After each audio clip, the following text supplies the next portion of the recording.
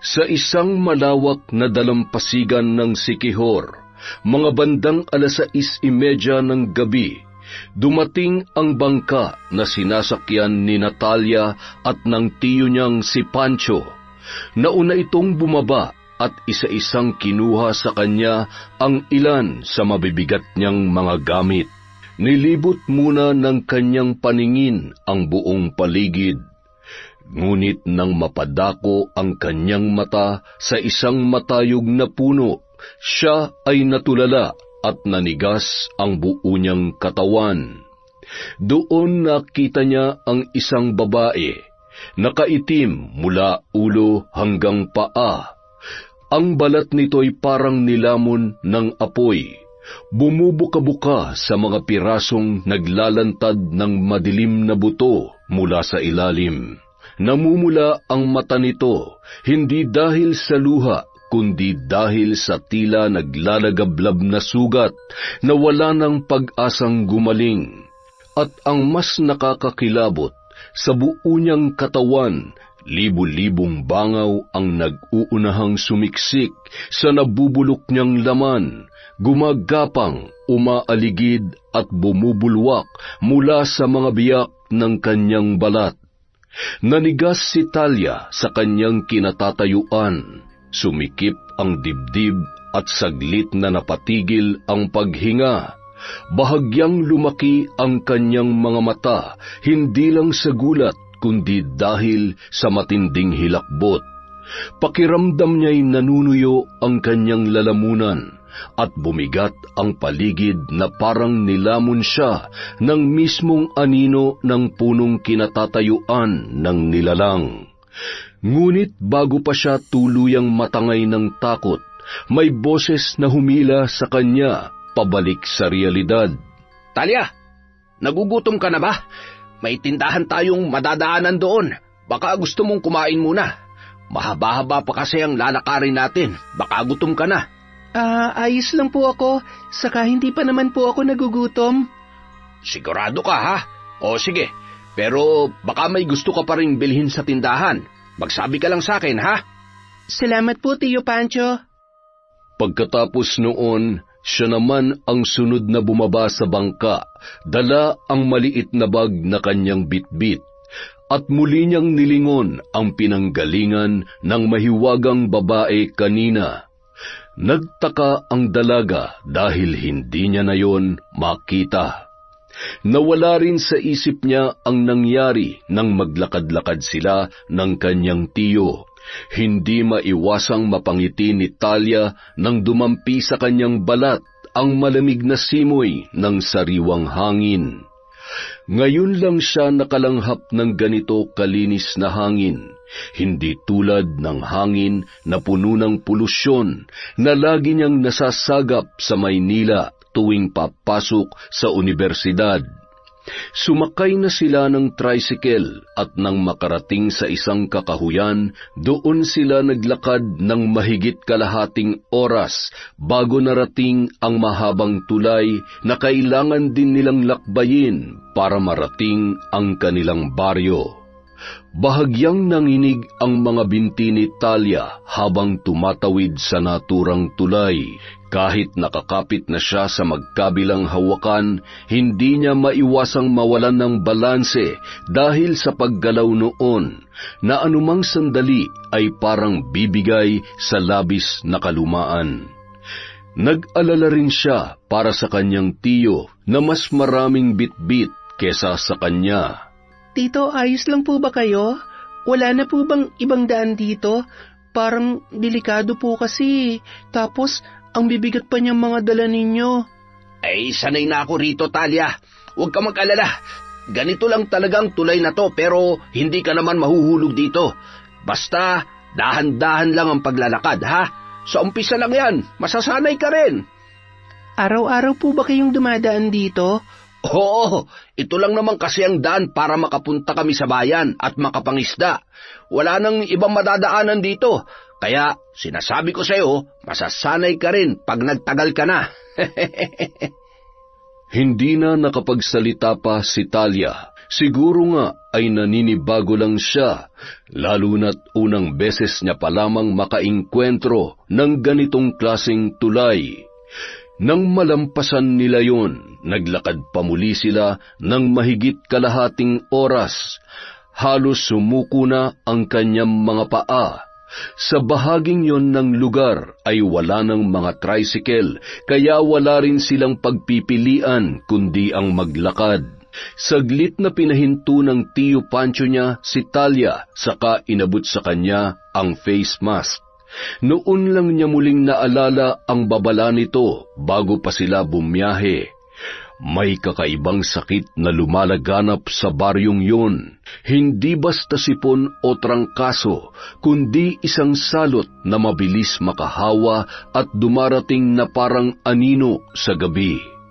Wala raw nakakaalam kung paano ito kumakalat, pero ang alam ng lahat kapag tinamaan ka, hindi ka na makakabangon pa. Mabilis niyang isinuot ang maskara, sinabayan ang kanyang tiyo at nagpatuloy sa paglalakad. Pagkarating nila sa komunidad, bumungad agad ang nakapanlulumong katahimikan. Walang tao sa labas, walang bumabati, walang kahit anong ingay maliban sa dagundong ng sarili nilang mga paa na tumatama sa lupa. Dati-rati, sa ganitong oras, may mga matatandang nagkukwentuhan sa bangketa, may mga batang naghahabulan at may mga asong nagpapagala-gala. Ngunit ngayon, wala na. Para bang nilamon na ng sakit, hindi lang ang katawan ng mga tao, kundi pati ang mismong espiritu ng buong baryo. Nilingon niya ang mga kabahayan sa buong paligid. Sarado ang karamihan, may ilan pang may nakasabit na makakapal na kumot sa bintana. Wari hinaharangan hindi lang ang hangin, kundi ang mismong tingin ng kung sino man na maaaring sumilip mula sa labas. Pero ang mas nagpagapang sa kuryosidad ni Talia ay ang mga bahay na bukas ang bintana. Hindi dahil sa tapang ng may-ari, kundi dahil sa nakabiting mga dahon at mutya na pinagdugtong-dugtong sa mga bintanang yon. Ayon sa kanyang tiyo, yun daw ang proteksyon na ginawa mismo ng kanilang mga kababaryo bilang pantaboy sa anumang salot na nagdadala ng sakit o kamalasan. Kung tawagin ito sa kanilang lugar ay Aldora, isang makalumang pantaboy umano sa mga banta o panganib na magmumula sa labas. Hanggang ngayon, ito pa rin ang ginagamit ng karamihan doon, kahit hindi na sigurado kung epektibo pa ba ito sa panahon ngayon, lalo na sa epidemyang naghahari sa kanilang lugar. Nang makarating sila sa bandang dulo, bumungad sa kanya ang lalaking nakasuot ng lumang salakot na tila kanina pa naghihintay sa kanila. Nakasuot din yon ng face mask at sa tabi nito ay may bahay na pawid na tila bagong ayos pa lamang. Sa lahat ng bahay na nadaanan nila, ito lang ang nakita niya na pinakamalaki. Ibinalik niya ang tingin sa lalaking naghihintay sa kanya. Lumapit yun kay Talia at siya ay niyakap. "Ikaw na ba si Talia?" Opo. "Ang laki mo na, anak, at ang linis din ng iyong balat. Halatang alagang-alaga ka ng Tiyo Pancho mo sa syudad.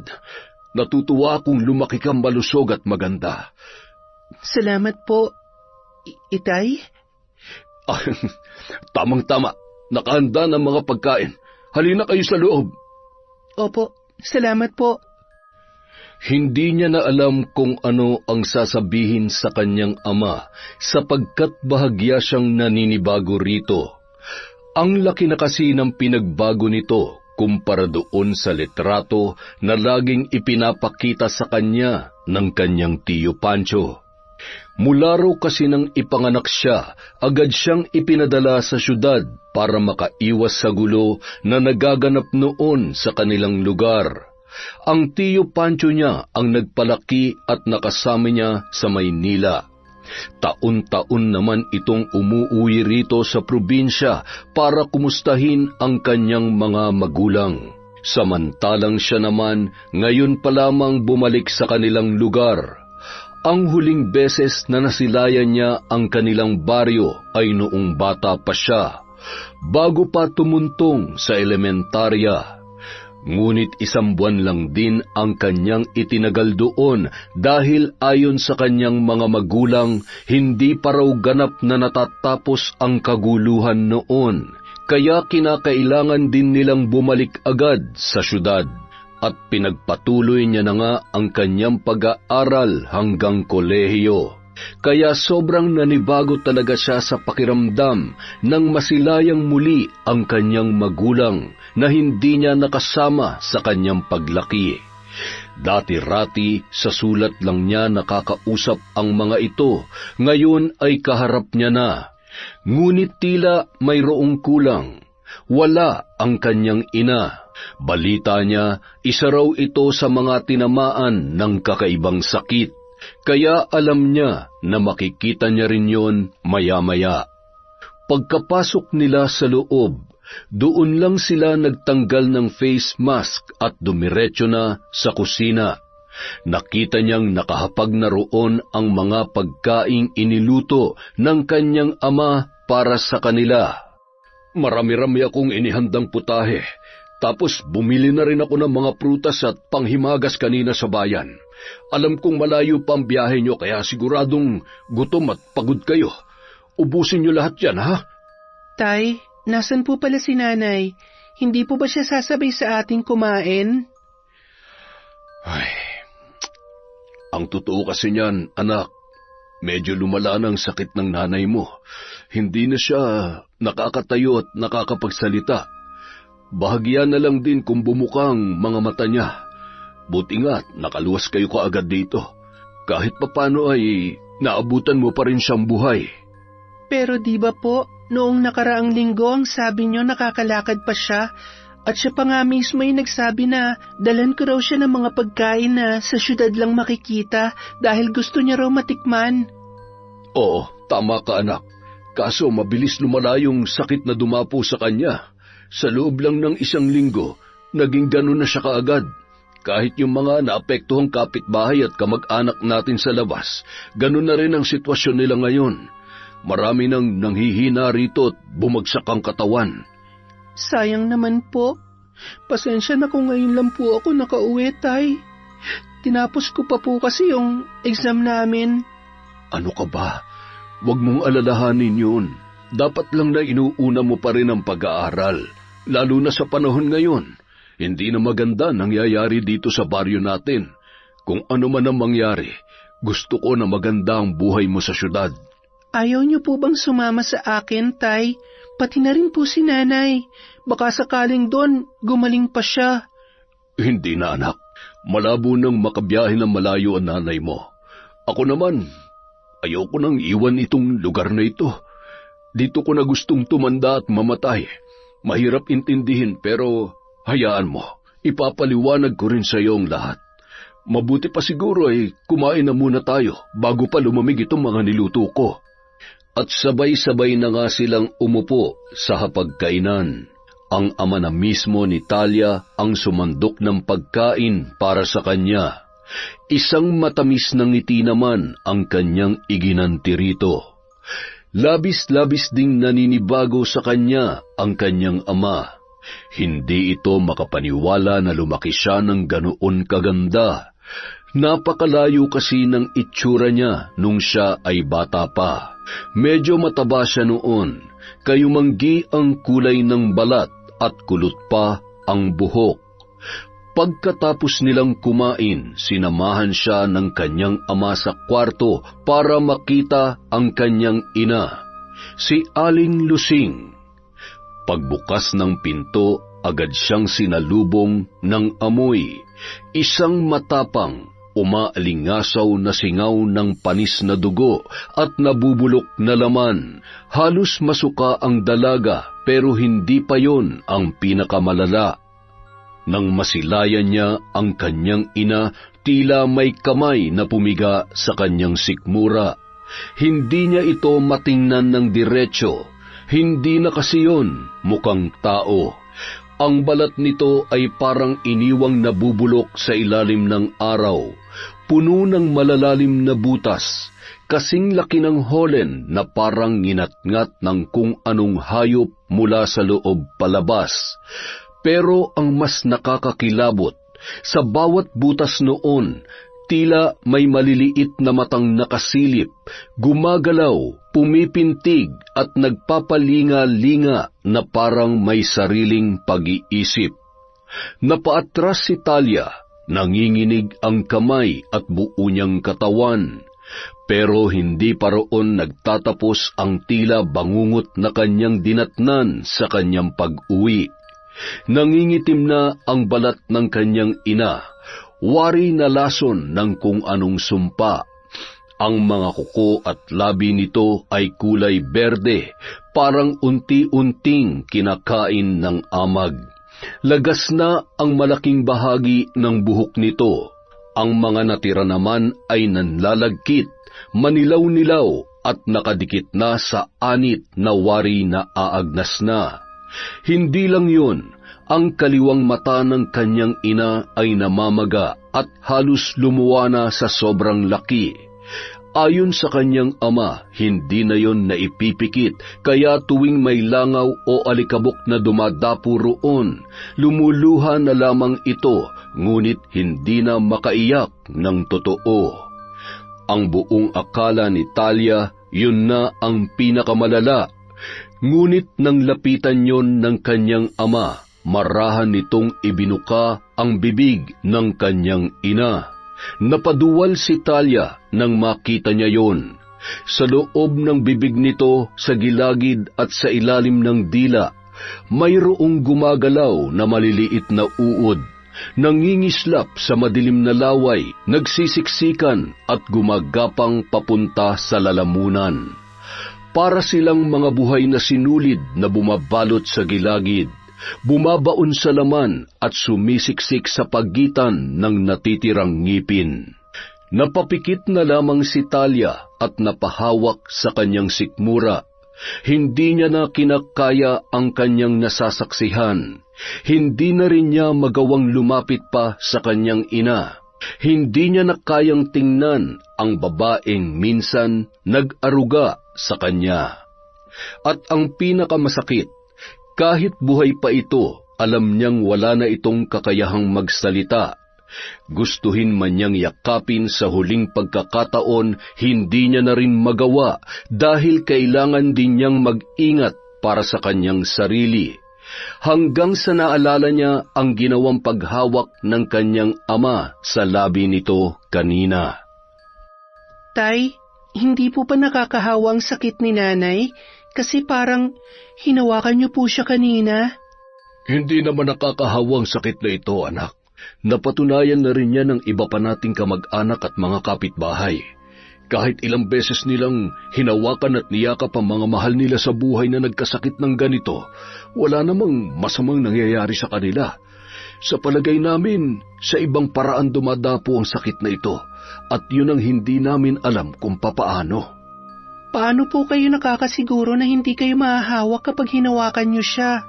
Dati akala namin ay lubha ito nakakahawa, kaya nung unang beses itong kumalat, may ilang pamilya na hindi hinahawakan ng kanilang mga mahal sa buhay. Dinala rin ang mga may sakit sa malayong lugar para hindi makapanghawa.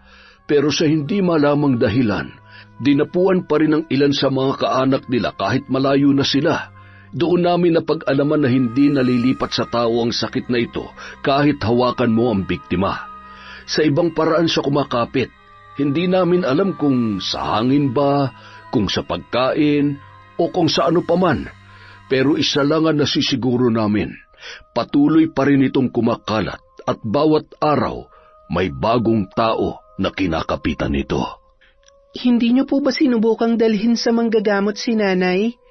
Isa lang ang kilala naming albularyo sa kabilang bayan. Ngunit kahit siya ay wala rin nagawa. Hindi rin niya alam ang lunas sa sakit na ito, kaya karamihan dito sa atin, iniuwi na lang ang kanilang pamilya dahil wala ring silbi ang pagdayo nila sa kabilang bayan. Pare-pareho lang din ang kinahantungan nila. Namamatay pa rin sila oras na dumating na sila sa huling yugto ng sakit. Ano po yung huling yugto? Kapag nagsuka na ng insekto at bulate ang biktima, doon na rin ito mamamatay. Base sa obserbasyon namin, inaabot ng 3 linggo bago sumapit yun sa may sakit. 2 linggo pa lang ngayon ang nanay mo, kaya baka huling linggo niya na susunod. Sayang at hindi mo na siya naabutang malakas. Maaga siya ng hina at bumagsak ang katawan. Hindi na iwasang malungkot ni Talia sa sinabing yun ng kanyang ama. Nakita niya rin ang pamumuunang luha sa gilid ng mga mata nito. Lumapit itong muli sa kanya at hinagod ang ulo niya gamit ang isang kamay. Marami tayong kailangang pag-usapan. Alam mo na rin siguro ang tungkol sa atin. May mga sinabi na ba sa'yo si Tio Pancho mo? Mga azakul daw po tayo. Lahing mambabarang. Tama ka, anak. Habang maaga pa, kailangan malaman mo na ang lahat. Lalo na't nasa wastong edad ka na ngayon. Ito na ang panahon na hinihintay namin. Kaya halika, samahan mo ako. Hindi na siya nakasagot pa at sumama na lamang sa kanyang ama sa paglabas ng silid. Ngunit bago pa man nila tuluyang isara ang pinto, isang sulyap pa ang iginawad niya sa kanyang ina. At doon, halos mapako si Talia sa kanyang kinatatayuan. Muli niyang nasilayan ang babaeng nakaitim sa kabila ng bintana. Ngunit ngayon, hindi lang yon basta sumilip. Nakadungaw ito sa madilim na bahagi ng kwarto at ang kanyang mga mata ay nanlilisik na parang apoy. Nawala lamang ito sa kanyang paningin nang isarado na ng kanyang ama ang pinto sa silid. Wala na siyang nagawa kundi ang sumunod na lamang dito. Dinala siya ng kanyang ama sa isa pang silid na nasa dulo ng pasilyo. Unang tapak pa lamang ni Talia sa loob, naramdaman niya na agad ang hangin na tila nakulong doon ng matagal na panahon. May taglay na amoy rin ang kwartong yun, pero hindi naman masakit sa ilong. Mula nang matapos ang gulo rito, hindi na nabuksan ang silid na ito. Ngayon na lamang ulit. Kailangan mo rin kasing makita ang mga nandito para mas lalo mong maunawaan ang mga sasabihin ko sa iyo. Iginala ni Talia ang paningin sa buong paligid. Tumambad sa kanya ang lumang mga sandata at patalim na nakasabit sa may gilid. Karamihan ay may mga bakas pa ng dugo na tila natuyo na. Sa kabilang bahagi naman, may mahabang lamesa kung saan nakatambak ang mga garapon, lumang kandila, mga medalyon at iba pang mga kagamitan na hindi niya maunawaan kung para saan. Sa ibang bahagi, sumalubong din sa kanya ang mga lumang litrato ng mga tao na may takip na pulang likido ang mga mata. Bakit niyo po ako dinala rito, Tay? Ano po ang meron dito? Dito nakatambak ang malalim na kasaysayan ng ating pamilya. Po? Anak, nasa tamang edad ka na. Kaya nang hawakan ng katawan mo ang kapangyarihan ng ating angkan. Sa susunod na linggo, may munting pagsasalo na gaganapin dito sa ating tahanan. Yun ang araw kung kailan ipapasa namin sa iyo ang sagradong kapangyarihan ng ating angkan. Para hindi ito tuluyang maglaho sa kasaysayan. Ikaw ang magiging bagong tagapangalaga ng ating tribo at magpapalawak nito sa hinaharap. Ako lang po ba talaga? Wala po ba akong makakasama? Kaunti na lamang ang populasyon natin dito sa baryo. Nasa mahigit 200 na lamang tayo. Dahil din sa sakit na kumakalat dito, mas lalo pa tayo nababawasan araw-araw. Kaya bago pa mahuli ang lahat, kailangan maipasa na namin sa iyo ang kapangyarihan. Yun na lang ang maipapamana namin sa iyo.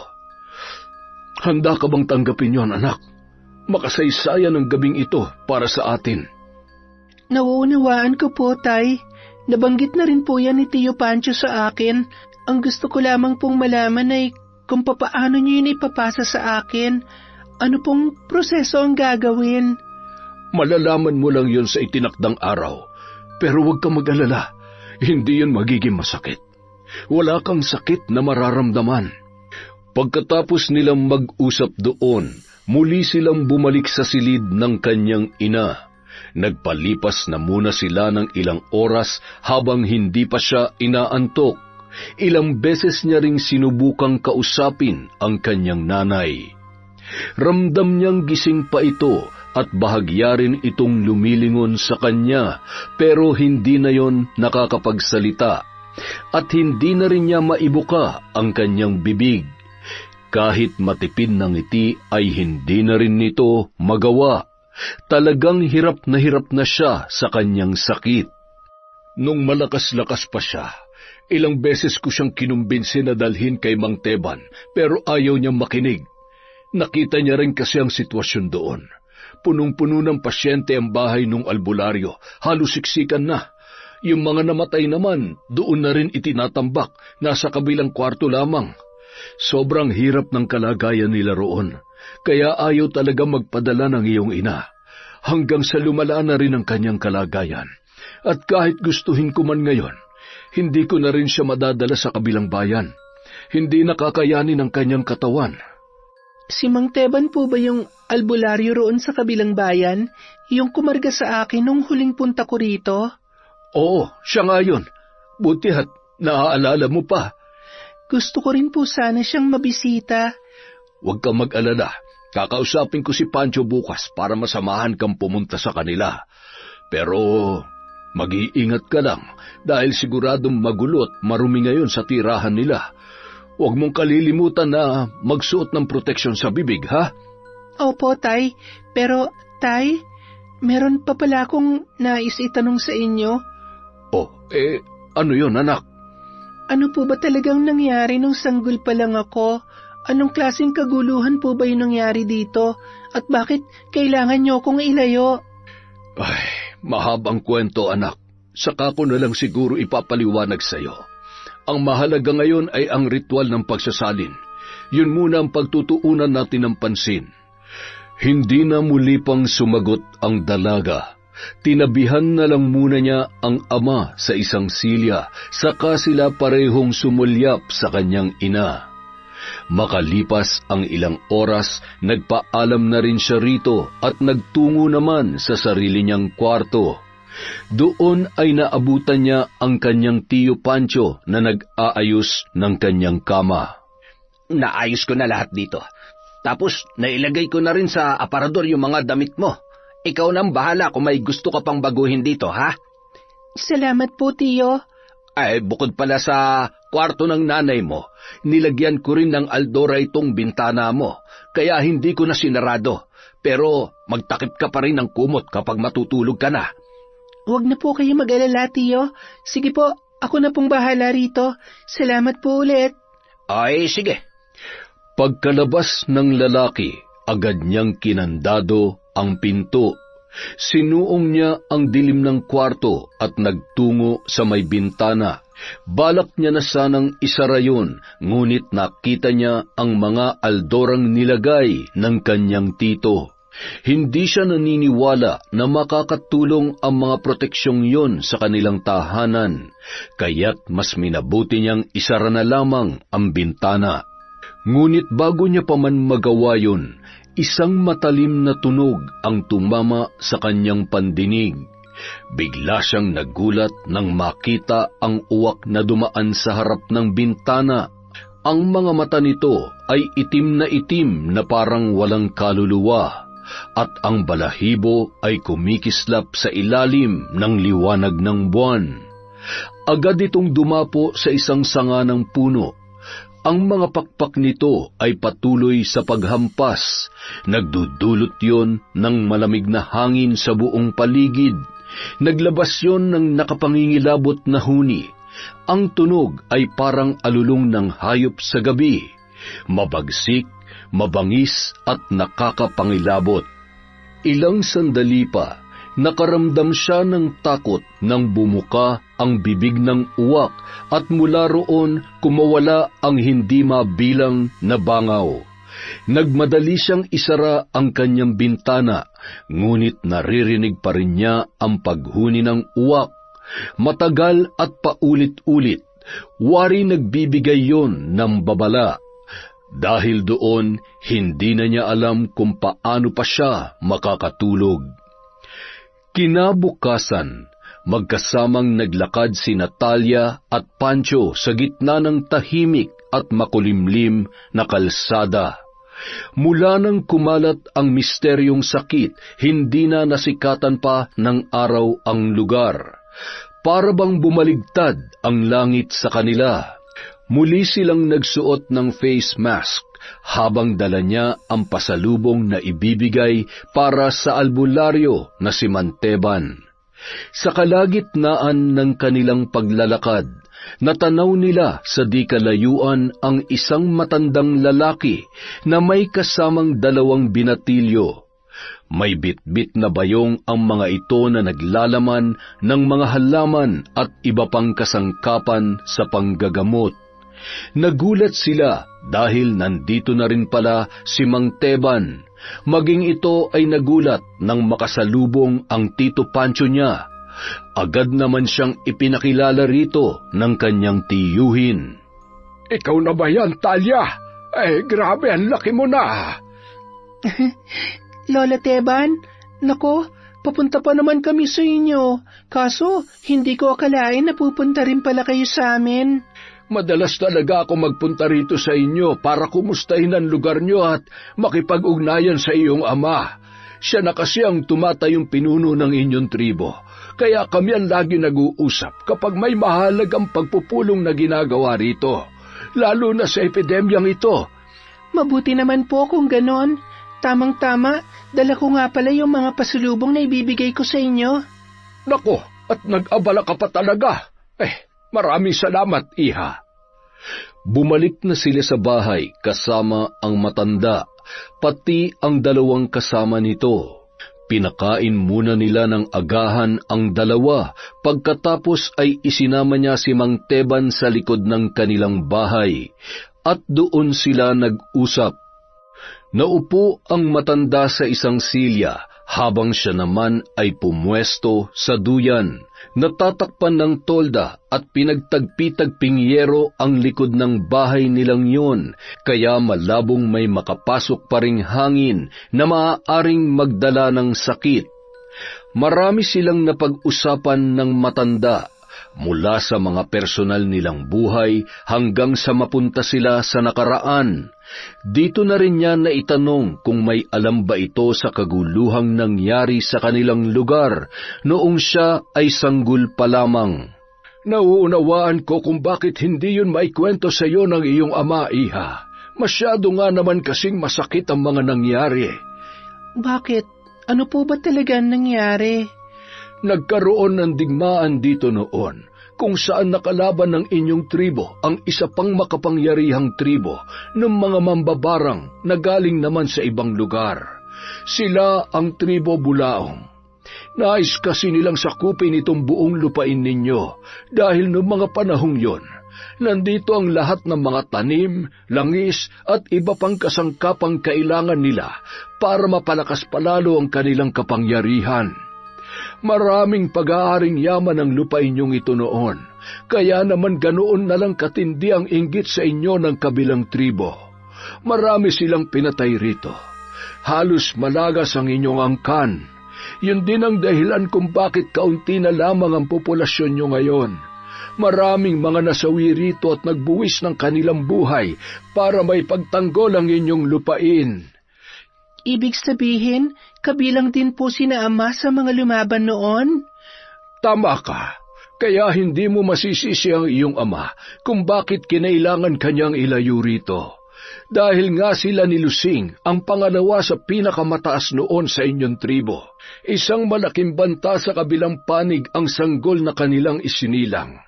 Naniniwala sila na pagdating ng araw, ikaw ang hahawak ng kapangyarihang taglay nila, pati na rin ang buong lupain ito.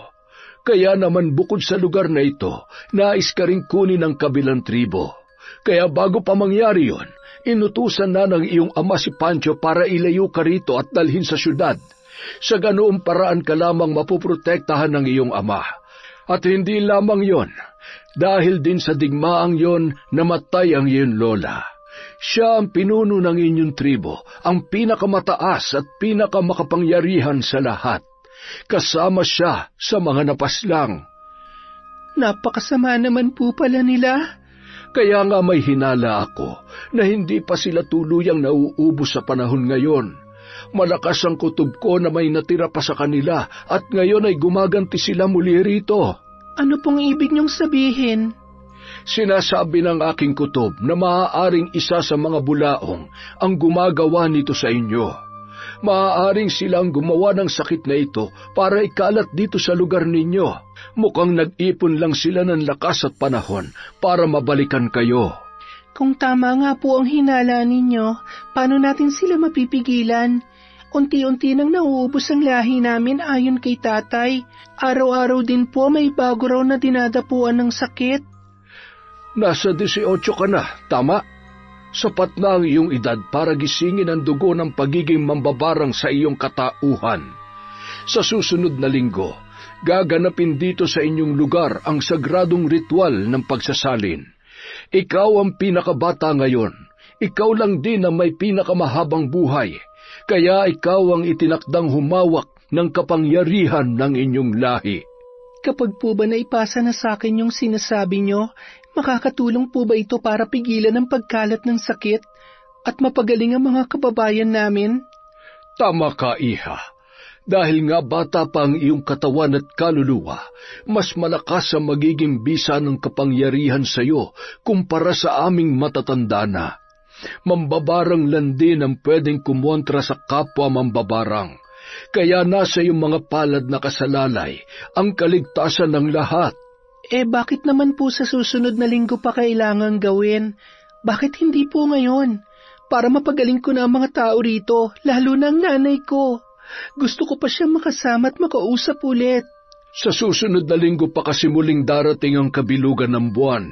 Yun lamang ang hinihintay nilang lahat dito bago isagawa ang ritual. Napabuntong hininga na lamang si Talia. Hindi tuloy niya maiwasang mag-alala para sa kanyang ina. Kakayanin pa kaya ng katawan nitong maghintay hanggang sa muling pagsapit ng bilog na buwan? Gagaling pa kaya ang kanyang ina? Nanlumo na lamang ang dalaga sa kadismayadong napayuko. Sa kalaliman ng gabi, sa gitna ng mahimbing na pagtulog ni Talia, bigla siyang nagising dahil sa kakaibang ingay sa kanyang tabi. Nang imulat niya ang kanyang mga mata, laking gulat niya nang makitang nakabukas na ang mga bintana.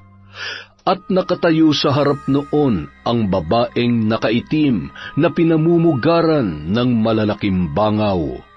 Kasunod noon ang biglang paglipad ng uwak sa loob ng kanyang silid.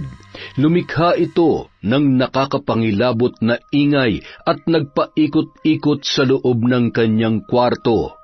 Saglit na nagsisigaw si Talia. Nagpaulit-ulit pang umikot ang uwak sa kanyang kwarto bago ito muling lumipad papalabas. Kasunod noon ang biglang pagbukas ng pinto na muli niya pang ikinagulat. Tumambad sa harapan niya ang kanyang ama. Bakas sa mukha nito ang pag-aalala. "Talia, anak!"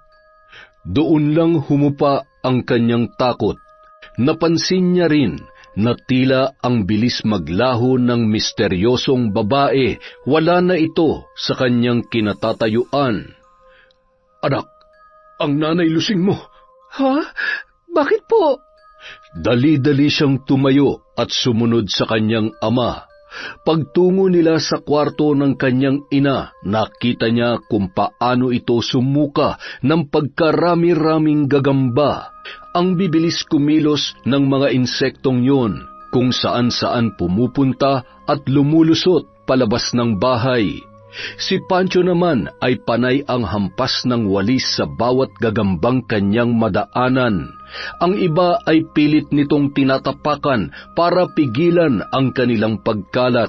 Pagkatapos magsuka ng gagamba ni Lusing, ilang sandali lang ay bulati naman ang iniluwa nito. Dikit-dikit at nagkukumpulan ang mga yun. Para silang bola sa tindi ng pagkakadikit sa isa't isa.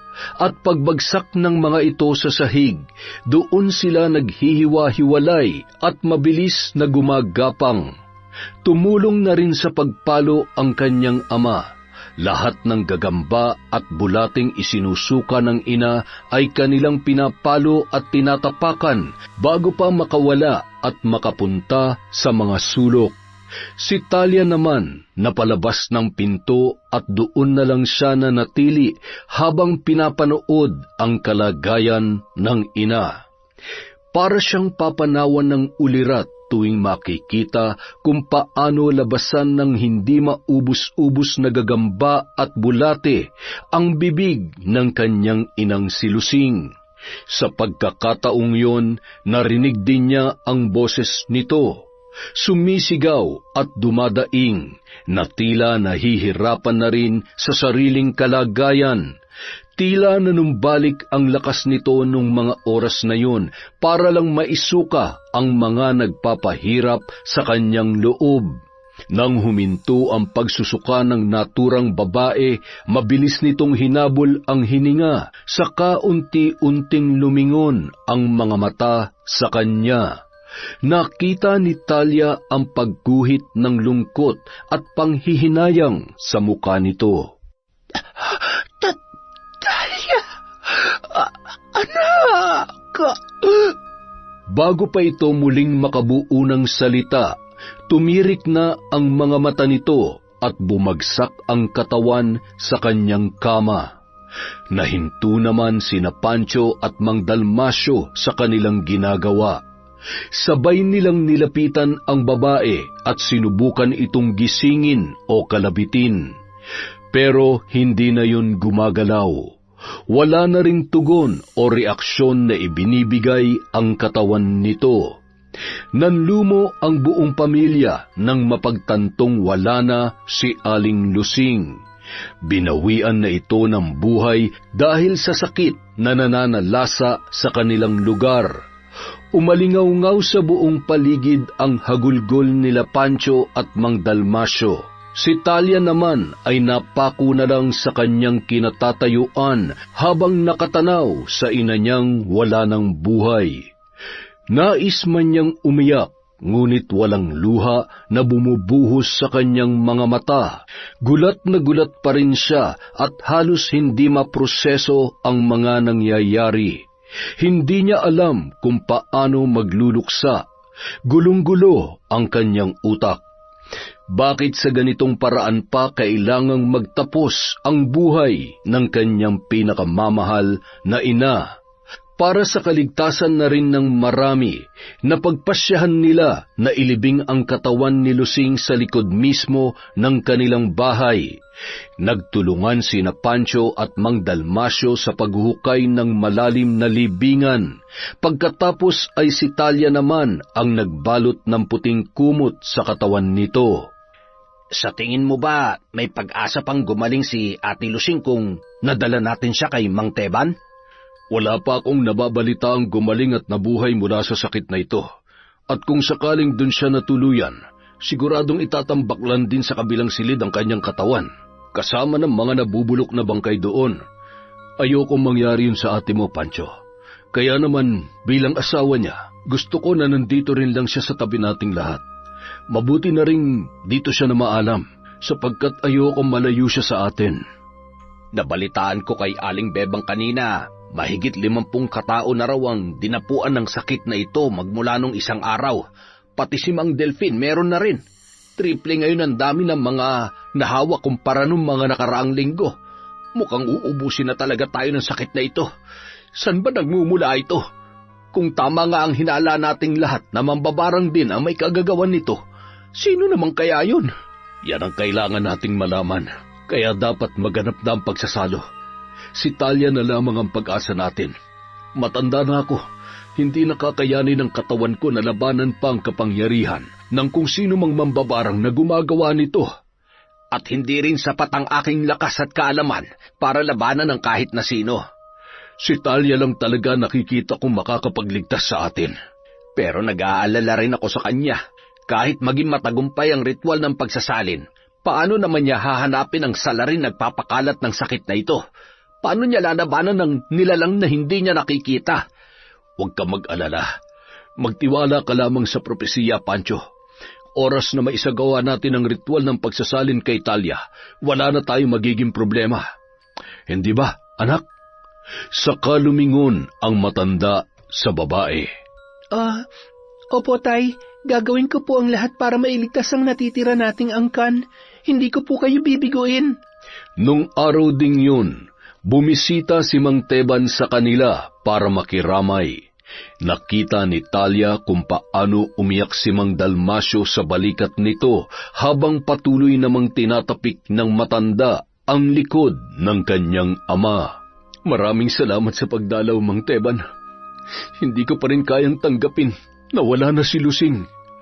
Magpakatatag ka, Dalmasio, kahit para na lang sa anak mo. Nakatagpo nga pala ako ng pansamantalang lunas. Nagagawa nitong pahabain ng ilan pang mga linggo ang buhay ng mga pasyente ko sa aking tahanan. Bukas na bukas ay dadalhin ko yun dito upang magamot din ang mga kababaryo ninyo, para kahit papaano'y mapahaba pa natin ng ilang linggo ang buhay nila habang naghahanap ng permanenteng lunas sa epidemyang ito. Kaunting araw na lang din po ang hinihintay namin para sa ritual ng pagsasalin kay Talia. Umaasa kaming siyang tutuldok sa epidemyang ito, gaya na nakasaad noon sa propesiya. Ayon sa propesiya ng aking ina, may isang makapangyarihang nilalang daw ang tatapak dito sa aming lupain at sa kanya magsisimula ang malaking pagbabago. Naniniwala ako na si Talia na yon. Siya ang magdudulot ng malaking pagbabago rito at makakapagpagaling sa ating mga kalugar. Umaasa rin ako na malalagpasan niyo ang suliraning ito. Basta't lakasan mo lang lagi ang loob mo, Dalmasio. Marami na kayong pagsubok na nalampasan. Hindi rito magtatapos ang lahat. Marami pong salamat, Mang Teban. Matapos makapag-usap ng dalawa, sunod namang bumisita si Mang Teban sa bawat kabahayan. Si Talia naman kasama pa rin ng kanyang amang si Dalmasio. Dahil wala naman siyang ginagawa nung mga oras na yun, ay sumama na rin siya kay Mang Teban. Kitang-kita ni Talia ang malalang kalagayan ng bawat biktima sa kani-kanilang tahanan. Ang iba, kagaya ng kanyang ina na hindi na halos makilala ang muka. Ang iba naman ay idinadaan na lamang sa pag-iyak ang nararamdaman, ngunit ang kanilang mga luha ay may kasama ng dugo. Ang isang kababayan nila na si Mang Isko, putlang-putla na ang katawan dahil araw-araw nilalabasan ng dugo ang bawat butas nito sa katawan. Tuwing magdudugo yun, tila nagkakagulo naman sa loob ang maliliit na mata.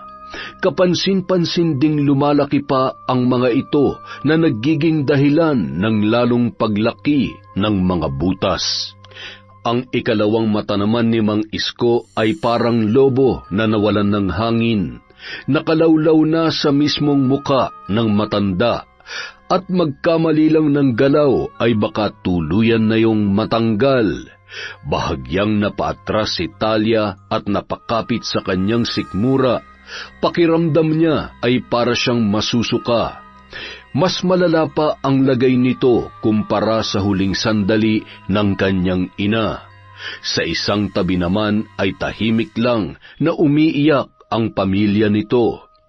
Pagkatapos libutin ng matanda ang mga kabahayan, nagpaalam na sa kanila si Mang Teban at nangako na babalik bukas para dalhin ang pansamantalang lunas na kanyang nagawa. Mag-iingat ka sa pag-uwi, Mang Teban. Maraming salamat, Dalmasio. Ingat din kayo, lalo ka na, Talia. Salamat po. Habang paalis na ang matanda, Nahagip na naman ng mata ni Talia sa di kalayuan ang uwak. Tila nakatanaw ito sa kanila. Nang madaanan ito ni Mang Teban, nagulat siya dahil biglang lumipad ang uwak at tila sumabay sa naturang albularyo. Hindi tuloy maiwasang mag-alala ng dalaga. Nais niya sanang tawagin si Mang Teban pero masyado na itong malayo sa kanila. Nang hapon namang yun, habang pauwi si Talia sa kanilang tahanan, nakasalubong niya ang isang matandang lalaki na may bitbit na bayong. Mahaba ang puti nitong balbas. Ito ang unang lumapit at bumati sa kanya. Ineng, ikaw ba si Talia? Opo. Bakit po? Hindi mo na siguro ko natatandaan ano. Ako nga pala si Aldo. Kaibigan ako ng tatay mo. Ganun po ba? Nabalitaan ko kasi na umuwi raw dito ang kaisa-isang anak ni Dalmasio. Bakit pala nasa labas ka? At ikaw ang namitas na mga halaman dyan. Delikado at baka mahawa ka. Lalo't hindi pa natin alam kung paano dumadapo sa tao ang misteryosong sakit. May suit naman po akong proteksyon, saka ako na mismo nagboluntaryo na gawin to para makatulong din sa amin. Ayoko naman kasi na wala akong ginagawa. Nako, mabait ka nga talaga. Tama ang pagpapalaki sa iyo ng mga magulang mo. Salamat po. Kumusta naman po pala kayo rito? Heto, babalik na ako sa kabilang bayan. Umuwi lang ako kanina para kumuha ng ilang mga gamit. Nakinamang Teban kasi ang asawa ko, kasama siya sa mga dinapuan ng sakit. Ay siya nga pala, nabalitaan ko nangyari sa nanay mo. Nakikiramay kami. Baka bukas o sa makalaway, personal din akong pumunta sa tatay mo para maipaabot ang pakikiramay ko. Maraming salamat po. Naglakad na ang dalawa habang patuloy pa rin sa pagkukwentuhan. Ang tagal mong nawala rito, iha. Balita ko'y inilayo ka raw dito para hindi ka madamay noon sa gulo, ano? Yun nga po ang naikwento nila sa akin. Oh, tama. Kahit ako hindi ko rin makalimutan ang pangyayaring yon. Dahil doon nasawi ang aking mga kapatid. Kasama sila sa mga lumaban at napaslang sa digmaan. Hindi talaga namin mapapatawad ang mga bulaong sa ginawa nila sa amin. Pwede po ba kayo magkwento ng nalalaman nyo tungkol sa digmaang yon? Ayaw kasi magkwento sa akin ni tatay dahil masyado raw masakit. Tapos si Mang Teban naman, kaunti lang din na naibahagi sa akin. Alam mo kasi, isa sa pinakamataas na miyembro noon ng kanilang tribo ay nahulog ang loob sa iyong ina. Pero hindi niya ito tinanggap. Dahil bukod sa magkabilang tribo sila, mas pinili niya pa rin ang tatay mo. Dahil doon nagalit ang kabilang panig.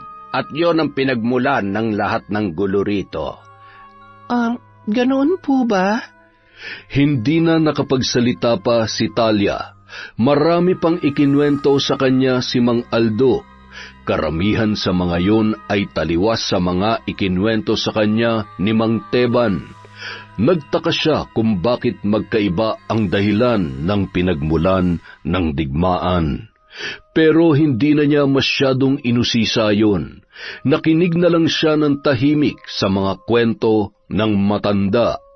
Samantala, pagsapit ng gabi, habang magkasama sa hapagkainan si Natalia at Pancho, naisipan niyang tanungin ang tiyo niya tungkol sa naganap na digmaan. Wala sa mga oras na yon ang kanyang ama dahil may mahalaga itong pinuntahan sa bayan. Wala rin ako masyadong matandaan sa nangyari noon.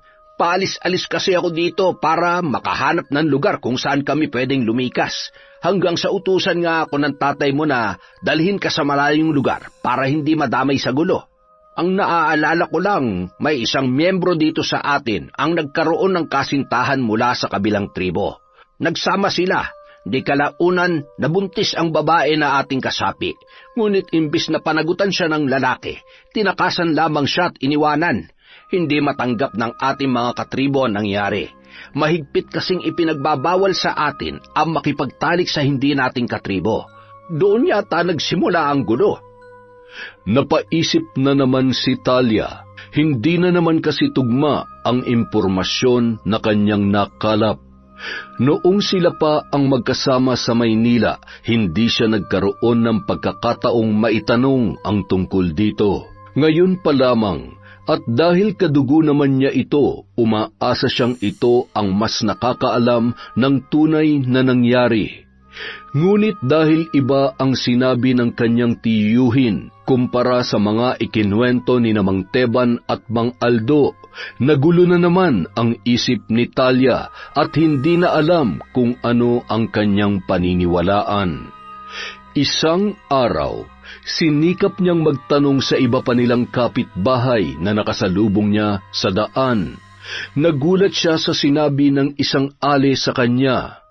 Ayon dito, nagsimula raw ang gulo dahil may isa raw silang katribo noon na tinangkang ibenta ang lupain nilang ito sa mga bulaong, kapalit ng maraming ginto. Dahil daw doon ay nagsimula ang sigalot sa isa't isa ng dalawang panig at nauwi sa madugo at malagim na digmaan.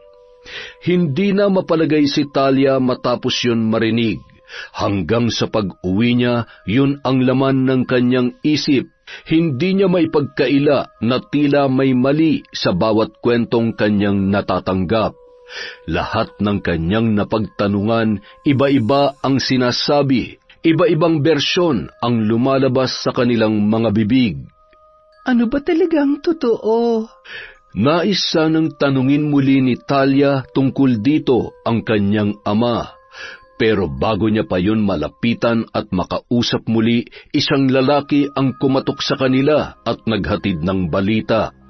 Nagulat sila nang sabihin nitong patay na raw si Mang Teban. May lumabas daw na ahas sa kanyang bibig at mabilis daw itong binawian ng buhay.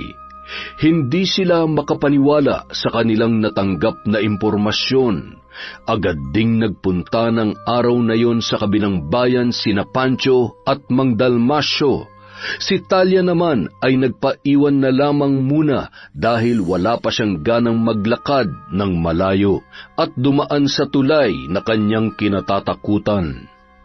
4:00 ng hapon, mag-isang naglalakad si Mang Aldo sa Kakahuyan patungo sa kanilang lugar. Habang nag-aayos ng mga gamit sa dala niyang bayong, napansin niya ang isang malaking puno sa kanyang tabi. Umagaw sa kanyang atensyon ang malaking butas sa katawan noon, tila isa yung lagusan. Lagi niyang nakikita ang punong yon tuwing magagawi siya sa Kakahuyan. Pero sa tinagal-tagal na panahon, hindi pa niya nakita o nasilip kung ano ba ang mayroon doon. Hindi napigilan ni Mang Aldo ang tukso ng kuryosidad. Pinasok niya ang malaking lagusan ng puno para silipin kung ano ang nasa likod ng punong yon. Hindi niya akalaing isang mahabang daanan ang kanyang tatahakin sa loob. Para itong isang kuweba na napapaligiran ng mga pader na yari sa kahoy, kaunting mga bato at mamasamasang lupa. Habang siya ay papalapit na sa bandang dulo, natanaw niya ang isang liwanag na nagmumula sa isang lampara, at mula sa liwanag na ibinibigay noon, unti-unti niyang naaninag ang mga nakadikit sa magkabilang pader. Litrato yon ng mga taong tila minarkahan ng pulang likido sa kanilang mga mata. Nagulat siya nang makita ron ang kanyang larawan na wala pang marka ng dugo sa ibabaw. Nakita pa niya ang iba hanggang sa mapagtanto niya na litrato yon ng lahat ng taong nakatira sa baryong kanilang pinagmulan. Napatda si Mang Aldo. Hindi kaya dito nang gagaling ang kakaibang sakit na kumakalat sa aming bayan? Anong mga litratong may mga marka ng dugo sa mata? Sila ang mga tinamaan ng sakit at namatay na. Ang mga wala pa, sila kaya ang mga bibiktimahin pa lamang? Kabilang, ay sandali, Ako ito Hindi. Hindi pwede mangyari ito. Kailangan malaman ito ni Dalmasio upang mapigilan ang kung sino mang nandito. Natigilan siya sa pagbulong sa sarili nang makarinig ng kakaibang ingay mula sa dulo. Hanggang sa nakita niyang gumalaw ang lampara, tila may nagbitbit dito at unti-unting lumalapit ang liwanag nito sa kanyang kinaroroonan. Habang papalapit, nakarinig siya ng mumunting pagaspas, tila pagaspas ng maliliit na pakpak. Pagkatapos, may boses na sumabay doon. Sino ang pangahas na nakapasok dito? Nagtaka si Mang Aldo. Boses yun ng isang lalaki. Yun na kaya ang nagpapakalat ng kakaibang sakit na yon sa kanilang lugar. Ngunit nang tuluyan na makalapit ang nilalang na may hawak ng lampara, doon gumuhit ang labis na pagkasindak ng kanyang muka. Hindi siya makapaniwala sa kanyang nasaksihan. Ikaw? Nang sumunod na sandali, dumagundong na ang boses ng matanda sa buong paligid. Nakarating yun hanggang sa labas ng puno. Samantala, hingal na hingal naman si Pancho nang umuwi sa bahay. Malungkot niyang ipinahayag kina Talia ang bagong balita na nasagap nito mula sa labas. Sobrang dami ulit ng tinamaan ngayon ng sakit. Ayon kay Arcos Alban, nasa 50 na lang tayong mga hindi pa dinadapuan dito, habang ang iba, malubha na ang karamdaman. Ano?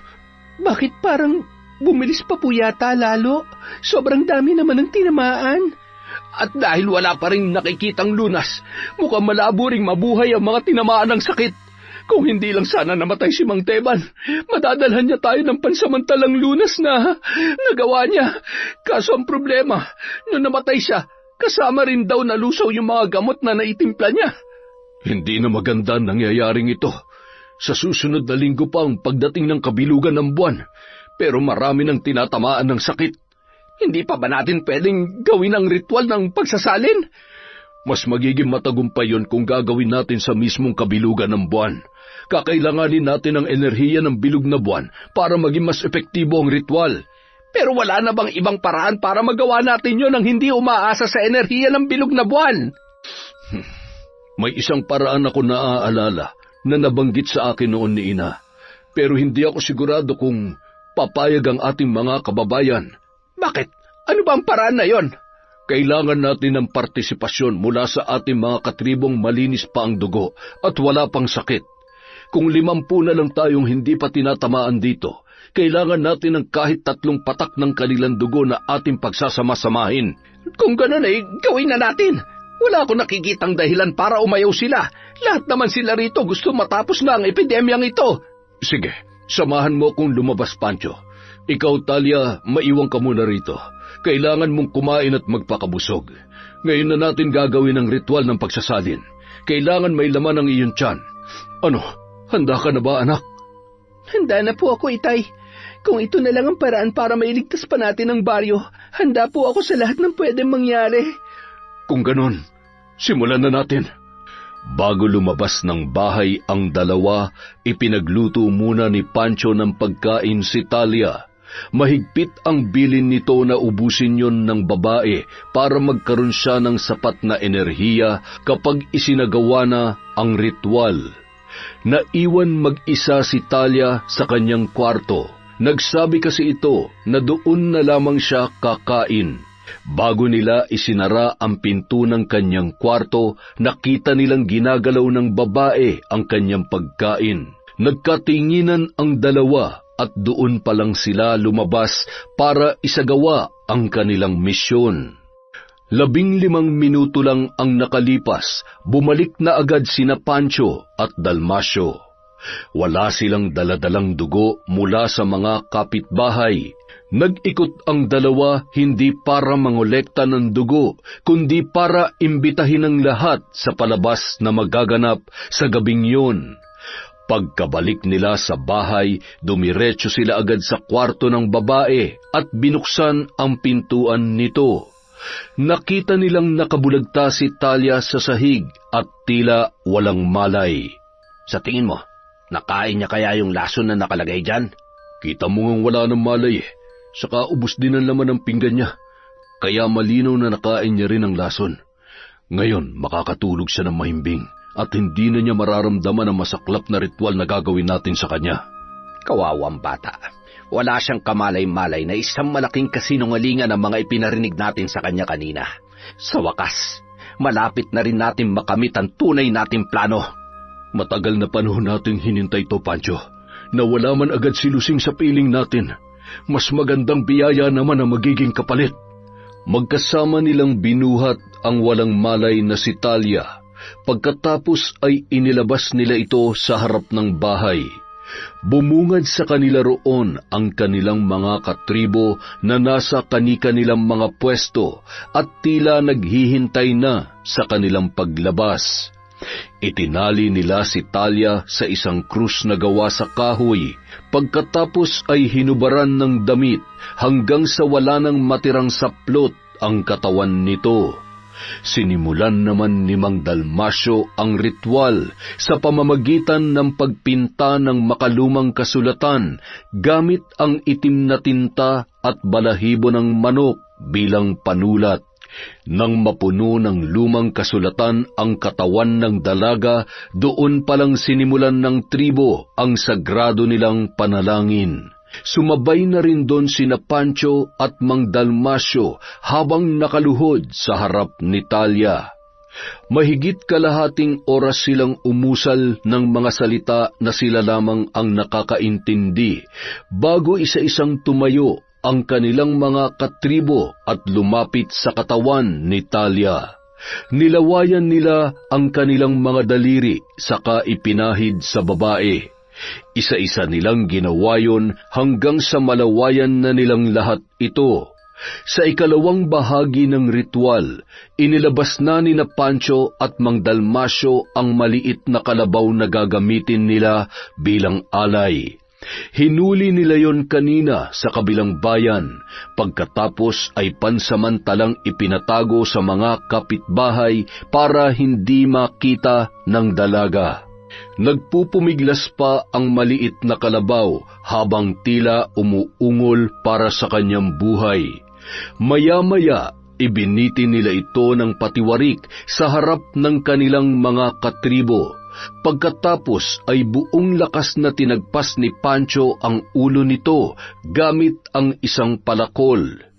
Pinanood ng tribo kung paano bumuhos ang sariwang dugo sa malaking balde. Nang mapuno ng dugo ng kalabaw ang balding yun, muling lumapit ang mga tao at isa-isang tinusok ng karayom ang kanilang daliri para patakan din yon ng kanilang dugo. 3 patak ang ginawa ng bawat isa. Nang makumpleto na muli ang bahaging yon ng ritual, magkasamang binuhat ni Pancho at Mang Dalmasio ang balde, pagkatapos ay ipinaligo sa katawan ni Talia. Muli silang lumuhod at umusal ng isa pang dasal. Sa ikatlong bahagi ng ritual, bahagyang nagkumpulan ang mga magkakatribo sa katawan ni Talia. Pagkatapos ay isa-isa nilang inihagod ang kanilang mga palad dito, at ang dugo na kumapit sa kanilang mga palad ay ipinampunas nila sa kanilang mga muka, hanggang sa pare-pareho na silang mabalot ng dugo. Para kumpletuhin ang sagradong ritual ng pagsasalin, inilabas na ni Mang Dalmasio ang ginintoang patalim na namana pa niya sa kanyang yumaong ina. Ito ang pinakamalakas na sandata ng kanilang tribo. Ito rin ang magiging instrumento para maisalin sa kanila ang kapangyarihan sa loob ng katawan ng babae. Gaya ng ginawa nila sa kalabaw kanina, ibinitin din nila patiwarik si Talia sa kapupugutan ng ulo gamit ang patalim na yun. Hahayaan nilang bumuhos ang dugo nito sa isang lalagyan, pagkatapos ay isa-isa nila yung iinumin at pagsasaluhan. Oras na maubos nila ang dugo, doon lang matatapos ang ritual at maisasalin na sa kanila ang itinatago nitong kapangyarihan. Ngunit bago pa nila magawa yun, bigla na lang humangin ng malakas. Sa sobrang lakas, lumipad sa kanila ang mga tuyong dahon sa paligid. Nalipat doon ang kanilang atensyon at napatingin sa buong kapaligiran. Gulat na gulat ang buong tribo at sabay-sabay na napaatras nang makita kung sino ang nasa harapan nila. Isang babaeng nakaitim, sunugang muka, pula ang mga mata, at may mabalasik na kaanyuan. Pinamumugaran din ng malalaking bangaw ang buo nitong katawan. Sino yan? Hindi ko alam. Sandali, nakakatakot naman. Biglang sumigaw ang mahiwagang babae. Isang nakakarinding sigaw na tila nagmula sa kailaliman ng lupa. Halos dumugo ang kanilang mga tainga sa lakas ng pagsigaw nito. Kasunod noon ang paghagupit ng kulog at kidlat mula sa kalangitan. Hindi nagtagal, bigla na ring dumilat ang mga mata ni Talia. Dito naman napalingon ang mga tao. Kitang-kita nila kung paano habulin ng babae ang kanyang hininga. Mababakas ang panghihinayang sa mukha ni na Pancho at Mang Dalmasyo. Ito na ang kanilang kinatatakutan. Nagising na ang babae bago pa man makumpleto ang ritual. Sa kanilang paniniwala kasi, hindi pwedeng magising ang alay hanggat hindi pa natatapos ang ritual. Oras na mangyari yun, kinakailangan nilang ulitin ang proseso mula sa umpisa. Talia!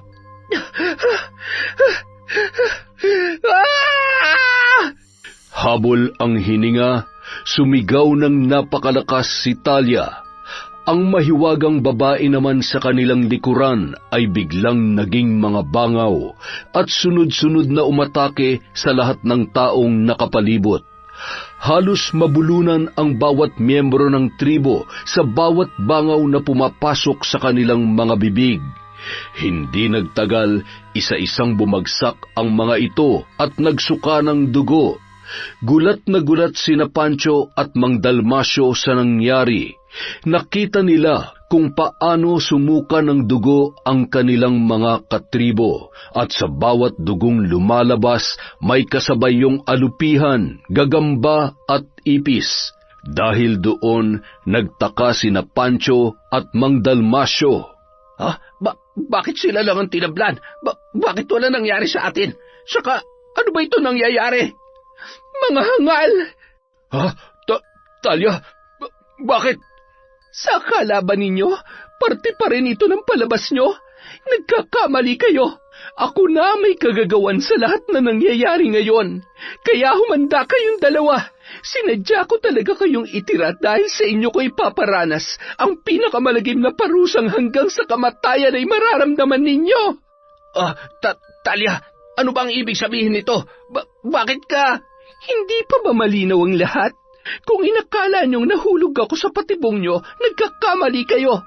Dahil kayo nahulog sa patibong ko. Akala niyo siguro nalason niyo ako ng pagkaing inihanda niyo sa akin kanina, no? Nung umalis kayo, alam ko nang may laso ng pagkain yon. Kaya naman inutusan ko ang isa sa mga alaga kong insekto. Pinapasok ko siya sa loob ng katawan ko, at nang kainin ko na ang pagkain na may lason, siya ang humigop ng lason na yon. Kaya wala sa katawan ko ang lason na tinutukoy ninyo. Hindi ako nalason nyo. Talia, anak, bakit ka ba nagsasalita ng ganyan? Parte ito ng ritual ng pagsasalin para sa ikabubuti ng ating angkan. Huwag na tayo maglokohan dito, tanda. Alam kong hindi ritual ng pagsasalin ang gusto niyong gawin sa akin. Balak niyo akong patayin para makuha niyo ang kapangyarihang ipinasa sa akin ng tunay kong ina. Ano bang sinasabi mo dyan? Ako ang tunay na gumawa ng sakit na ito. Ako ang nagpakalat ng nakamamatay na sakit dito para puksain kayong lahat. Sa akin nang galing ang epidemyang ito. Ikaw ang mambabarang na gumawa nito sa amin? Akala niyo ba hindi ko pa alam ang lahat? Nung bata pa lamang ako, alam ko na ang bahong tinatago niyo. Hindi ang tribo Bulaong na pinagmulan ko ang nagpasimula ng digmaan, kundi kayong mga tribo Azakul. Hindi ba't yun naman ang totoo? Na ang baryong ito ay dating pagmamay-ari ng mga Bulaong, pero sinira niyo ang payapa nilang pamumuhay. Dahil sa inggit niyo sa taglay naming kapangyarihan, isa-isa niyong pinagpapaslang ang aming mga miyembro sa patagong paraan. Nilagasan niyo kami ng maraming bilang para hindi kami makalaban ng pata sa inyong hukbo. At anong ginawa niyo pagkatapos nun? Pinaslang niyo rin ang aming pinuno. Walang iba kundi ang aking lola. Natatandaan niyo pa ba kung paano nagmakaawa ang mga magulang ko noon sa inyo? Lalo na sa inyong dalawa ni Lusing. Hindi ba't matapos nila magmakaawa, ako ang hiningi niyong kabayaran kapalit ng kapayapaan? Sanggol pa lamang ako noon at wala pang kamuang-muang. Noong una hindi yun matanggap ng mga magulang ko, pero di kalaunan. Naisip nilang sumunod sa inyong kasunduan para sa ikatatahimik ng lahat. Kaya kahit labag sa loob nila, ibinigay nila ako sa inyo. Pero anong ginawa nyo? Pinaslang nyo pa rin sila, pati ang natitira namin mga katribo. Hanggang sa masakop nyo na itong lugar at kayo na naghari dito. Inangkin nyo ang lupa at yaman namin, pati na rin ang katungkulan ng mga magulang ko. Pero isang malaking pagkakamali ang ginawa ninyo. Dahil bago pa ako ibigay sa inyo ng aking ina, nagsagawa na siya ng ritual para ipasa sa akin ang kapangyarihan nila. At ang kapangyarihang ito ay kusa lamang lumabas sa aking katawan nang ako'y makatuntong sa tamang edad. Habang lumalaki ako noon, palaging nagpapakita sa akin ang aking ina at siya nagsabi sa akin ng lahat. Ipinakita niya sa akin sa pamamagitan ng panaginip ang buong pangyayari sa nakaraan. Siya rin ang tumulong sa akin para maisagawa ang planong ito. Ang babaeng nakaitim na nagpakita sa inyo kanina, siya ang aking ina na walang awa niyong sinunog at pinaslang. Ibig sabihin, matagal mo na palang alaman lahat? Pinaikot mo lamang kaming lahat dito? Tama ka, tanda. Bago pa man ako pumunta rito, lihim ko nang kinausap ang alaga kong uwak. Sa kanya ko ay pinadala ang sakit na aking ginawa para lang sa inyong mga Azakul. Naglakbay siya rito sa baryo para ikalat ang sakit na yon. Naisip kong gawin yon para pagbalik ko rito, kaunti na lamang kayo at hindi na ako mahihirapang ubusin ang inyong lahi. Talia, hayaan mong ipaliwanag namin ang lahat. Mali ka ng pagkakaunawa. Wala ka nang dapat ipaliwanag pa. Hindi mo ba narinig ang sinabi ko? Alam ko na ang lahat. Bago pa man ako pumunta rito, alam ko ng lahat ang mga baho ninyo. Pati na rin ang kataksilan sa akin ng tandang Teban na yon. Dati siyang albularyong kapiling ng aming tribo. Pero dahil wala siyang sariling paninindigan, nagawa pa niyang bumaliktad at sumapi sa inyo matapos niyo madaig ang aming tribo. Napakawalang hiya ng matandang yon. Ano ka mo? Ikaw rin ang pumatay kay Mang Teban? Kailangan ko pa bang ulitin, tanda? Alam ko na ang baho ninyong lahat. Nagkunwari lang akong nagtatanong kung ano ba talaga ang tunay na nangyari dito dahil gusto ko lang marinig ang mga kasinungalingan ninyo. Pero ngayon tapos na ang palabas. Oras na ng totoong aksyon. Pagkatapos magsalita ni Talia, lumipad papalapit sa kanya ang alagang uwak at dumapo sa kanyang balikat. Nagulat ang dalawa nang biglang magsalita ang uwak. Alam niyo ba, pinasok ni Tandang Aldo ang lihim kong pugad kanina. Natuklasan niya ang ginagawa namin ni Talia. Kaya naman bago pa siya makalabas, ay niligpit na namin siya. Ah, pinatay niyo rin si Mang Aldo. Mga walang hiya kayo. Kayong dalawang walang hiya. Mga walang puso. Tahimik na namumuhay sa sarili naming lupain ang mga katribo ko. Pero anong ginawa niyo? Kaya dapat lang sa inyo ito. Kung inakala niyo magtatagumpay kayo sa plano niyo sa akin, nagkakamali kayo. Hindi kayo magtatagumpay.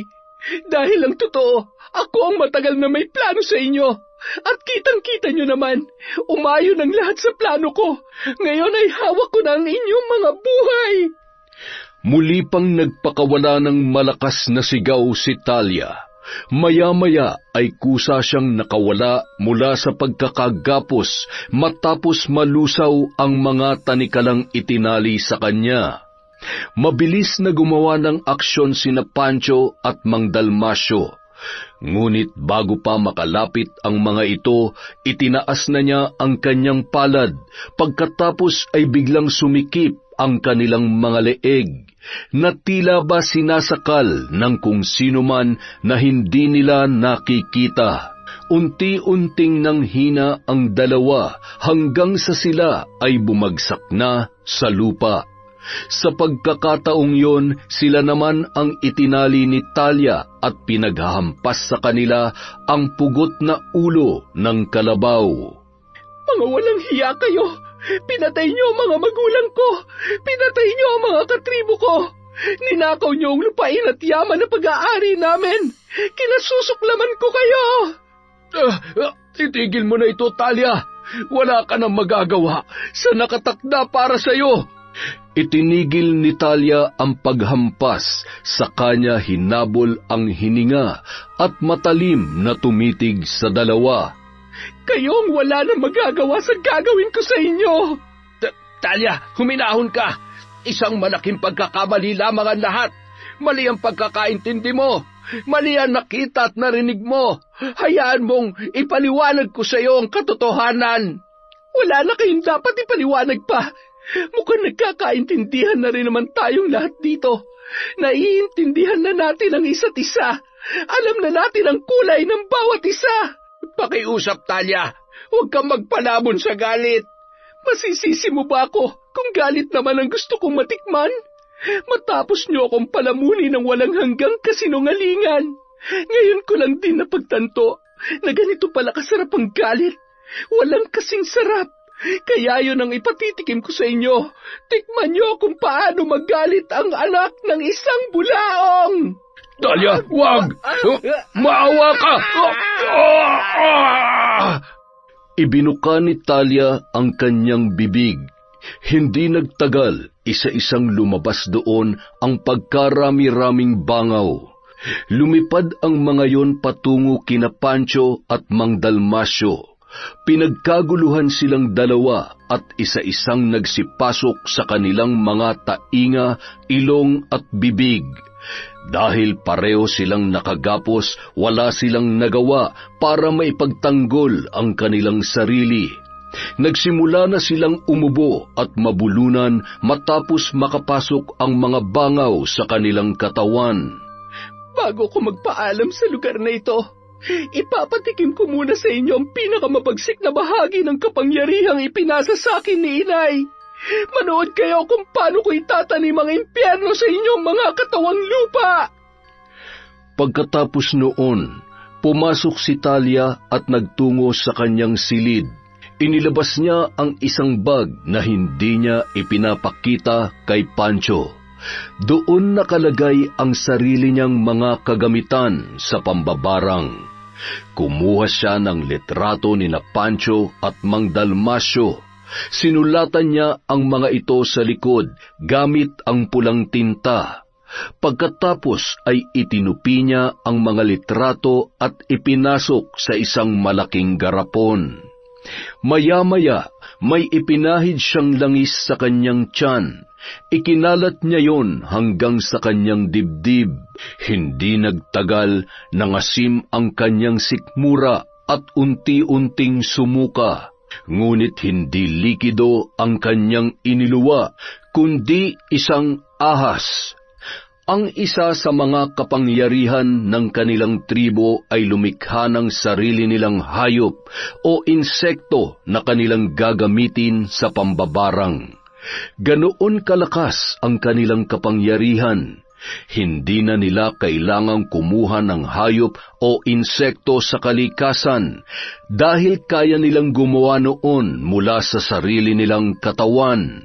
Mas malakas ang nagiging epekto noon sa kanilang biktima kumpara sa mga insektong hinuli lamang sa labas. Kaya naman ganoon na lamang katindi ang inggit ng tribo Azakul sa mga bulaong. Maya-maya, binuhat ni Talia ang ahas, Pagkatapos ay dahan-dahan itong ipinasok sa garapon, sa kanya ito sinabayan ng isang orasyon. Pagkatapos ng bahaging yon, dinukot niya sa isang bulsa ng bag ang nakatuping papel. Nang buksan niya yon, bumungad sa kanya ang mga itim na butong may pagkakahawig sa mga buto ng papaya. Kinuha niya ang mga buto at taimtim na binulungan. Pagkatapos ay ipinasok din niya yon sa loob ng garapon. Maya-maya, kumuha naman siya ng blankong papel at may isinulat gamit ang pulang tinta. Isang mahabang dasal na tanging siya lamang ang nakakaalam. Matapos mapuno ng sulat ang papel, itinupi niya yon at patayong ipinasok sa loob ng garapon. Maya-maya, sinilaban niya ito gamit ang posporo. Nang magliyab ang papel, doon niya isinara ang garapon at itinaas, saka muling nag-usal ng orasyon. Nang kumalat na ang apoy sa loob ng garapon, doon pa lamang siya tumayo at naglagay ng saplot sa kanyang katawan. Pagkatapos ay muli siyang lumabas para silipin ang kalagayan ni Mang Dalmasyo. Gaya ng inaasahan, nagliliyab na rin ang katawan ng mga ito. Tinutupok sila ng apoy, ngunit hindi sila nalulusaw. Ramdam din nila ang matinding hapdi, kirot at sakit ng apoy na kasing init ng impyerno. Habang nagliliyab ang kanilang mga katawan, may malaking ahas din na lumabas sa kanilang bibig. Pagkatapos ay tinuklaw nito ang iba't ibang bahagi ng kanilang katawan. Mabilis na kumalat ang kamandag sa kanilang sistema hanggang sa tumirik na ang kanilang mga mata at nagsuka ng dugo. Kasama noon ang mga gagamba at alupihan, at ang mga hayop na yon ay kumapit sa kanilang katawan. Pagkatapos ay walang patid silang pinagkakagat. Patong-patong na sakit ang kanilang naramdaman, pero hindi sila namamatay. Dahil dito, sila na mismo ang humiling kay Talia ng kanilang kamatayan. Talia, parang awa mo na. Patayin mo na lamang kami. Patayin mo na lamang kami. Masyado naman kayong sinuswerte kung papatayin ko na lang kayo agad. Magdusa muna kayo dyan. Habang sumisigaw dahil sa paghihirap, tinalikuran na sila ng babae at handa ng lisanin ng lugar na yon. Tapos na ang kanyang misyon. Naipaghiganti niya na ang pagkamatay ng kanyang mga magulang at pati na rin ng kanyang mga kabaryo.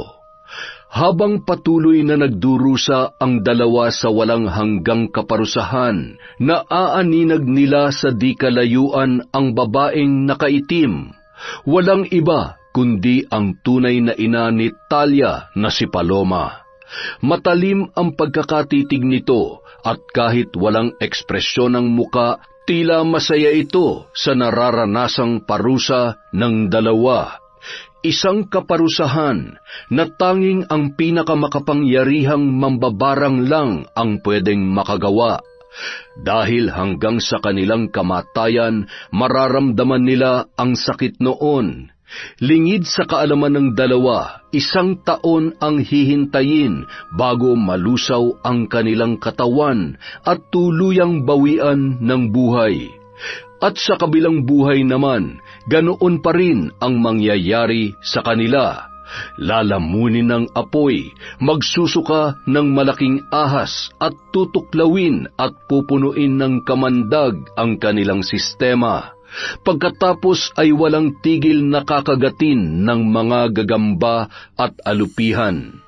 Noong gabing yon, tuluyan nang nagwakas ang paghahari ng mga asakul sa baryo. Habang nasusunog at pinapahirapan ng mga hayop at insekto ang dalawa, nasilayan din nila kung paano gumuho ang buong lugar na yon. Samantala, isa-isa nang bumagsak ang mga puno at kabahayan. Pagkatapos ay natabunan din sila ng bumubulwak na lupa. Ngunit hanggang sa ilalim, patuloy pa rin silang nasusunog at pinapahirapan ng mga insekto. Walang katapusang pagdurusa. Bago tuluyang gumuho ang naturang baryo, matagumpay nang nakabalik si Talia sa dalampasigan. Mula roon ay nakita niyang naghihintay sa kanya ang malalapit niyang mga kaibigan na sina Vincent, Joven at Dravino. Sa lahat ng kanyang mga kaibigan, ang tatlong ito lang ang nakakaalam ng tunay niyang pagkatao, pati na rin ng tunay niyang plano. Makalipas ang 3 taon, malaki na ang pagbabago sa buhay ni Talia. Isa na siya sa may mataas na posisyon ngayon sa kumpanyang kanyang pinagtatrabahuhan. Dahil sa kanyang talino at kasipagan ay mabilis siyang na-promote sa kanyang trabaho. Ang baryo naman sa isang liblib na lugar sa Siquijor ay nabura na sa mapa matapos matabunan ng pagguho. Ibang-iba na rin ang itsura nito ngayon dahil sa mga nagdaang panahon, pinatayuan na rin ito ng mga bagong establishmento. Sa kabila ng mga tagumpay na dumating sa buhay ni Talia, hindi pa rin niya tinalikuran ang lahi na kanyang pinagmulan. Nananalaytay pa rin sa kanyang dugo at kaluluwa ang kapangyarihang ipinasa sa kanya. Yun na lang ang tanging alaala niya sa kanyang pinanggalingang lahi. Nangako siya sa kanyang sarili na gagamitin niya lamang ang kapangyarihang yon sa makabuluhang dahilan. At kung kinakailangang ipagtanggol ang kanyang sarili sa anumang panganib na darating sa kanyang buhay,